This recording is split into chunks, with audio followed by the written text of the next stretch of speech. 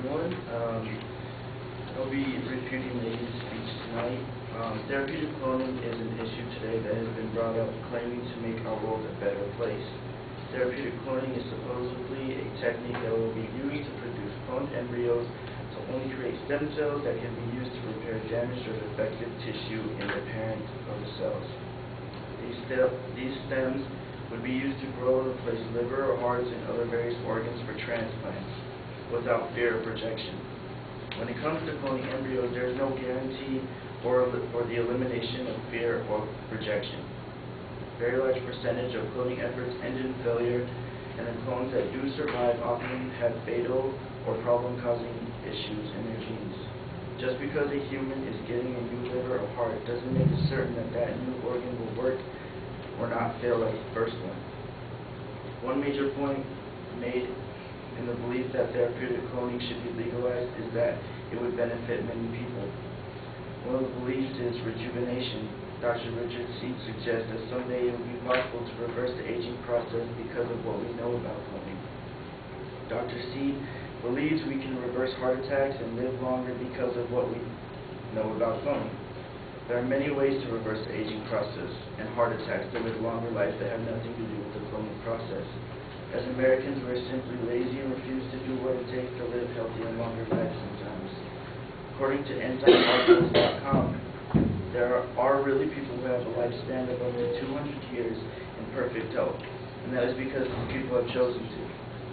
These people watch what they eat, consuming food that is chock full of nutrients, vitamin C, B vitamins, minerals, and very high amounts of antioxidants. Human beings can stay healthy and reverse their aging process if they really want to and not have to rely on some cloning process. The way we age as human beings is really our own choice. Consuming extra vitamins and minerals really helps boost the immune system without taking pills or a combination of different herbs and potions that could potentially interfere and affect digestion, medication, taste, or inconvenience. According to Enzyme Articles, we don't need cloning to reverse the aging process. All we need is a specific polysaccharides or antioxidants to stimulate the secretion of rejuvenating hormone by the pituitary gland. And yes, that alone would actually reverse the aging process and keep you healthy. My father is a 63-year-old man who looks like he's in his early 50s. My father's side of the family has a long history of heart problems, and most of the men in the Shea family have died from heart attacks. But not my dad. He has chosen to live a healthy life. He exercises almost every day and has a pretty healthy diet, but not too extreme. He has chosen to live longer by doing what he needs to do to live a longer life. My father hasn't done anything special to live a longer life, and he has simply done what a human needs to do to live long and have a healthy life. Another point brought up during the speech is that cloning could help infertile women. Infertility is a very sad and unfortunate situation, but cloning is not the solution for this problem. Lots of infertility treatments do end in failure and aren't very successful, but neither is cloning embryos to produce children. According to St. Petersburg Times, scientists in China said that they have achieved a human pregnancy through a new technique that might one day help infertile women. The work, which experts said couldn't be done in the United States because of regulatory concerns, did not create live babies. That sentence alone throws up a red flag, letting us Americans know that this type of cloning is not safe.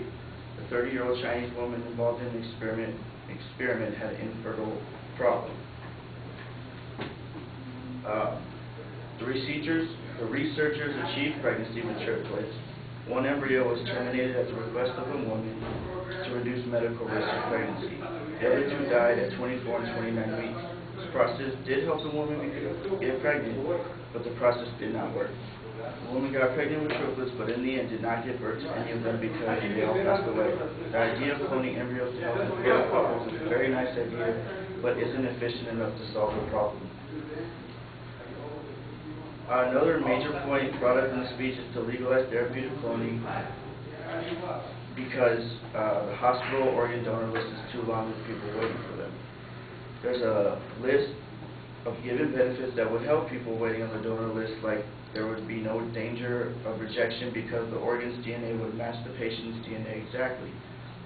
But there's no guarantee that the organ provided for the patient will not fail just like the other one did. Yes, the patients wouldn't have to wait for an unrelated donor to die or obtain the organ, but there's no guarantee that the organ will work, especially for that person. Very large percentage of cloning attempts often end in failure, and there definitely is the possibility to save lives with cloning organs, but how many would we have to clone? How many would we have to clone and lose just to save one? The last main point brought up in this speech was the reason why therapeutic cloning hasn't been made legal.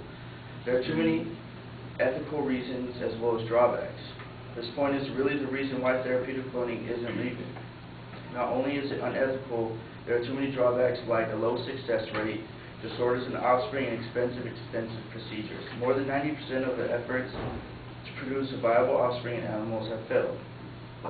With a failure percentage so high, why would we ever want to risk an experiment on human beings? According to Questacon.edu, it took 277 attempts to clone the Dolly sheep. That really is not a very comforting number when it comes to attempting to clone human embryos. Also, according to Questacon.com, cloned eggs only have a 1% chance of survival, and the eggs that do often survive have a fatal or problem-causing issue in their genes. Besides the actual facts, cloning just simply crosses so many ethical boundaries. Human cloning, even just for therapeutic reasons, would devalue humanity, especially children, and treat them as commodities and instead of unique individuals. We will lose something vital to the uniqueness of humanity. Many people nowadays want to mix their genes with all-star athletes and raise them to be a potential star. And by doing this, it would really eliminate any new talent or any other people trying to come about. Unfortunately, money and power usually rule overall, especially in America.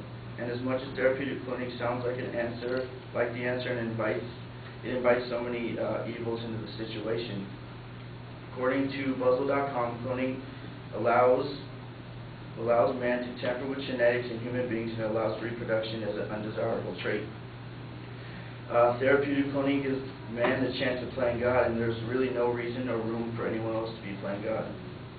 Although there are many claims and attempts to provide information to help legalize therapeutic cloning, they just don't stand a chance against the reasons why therapeutic cloning shouldn't be legal.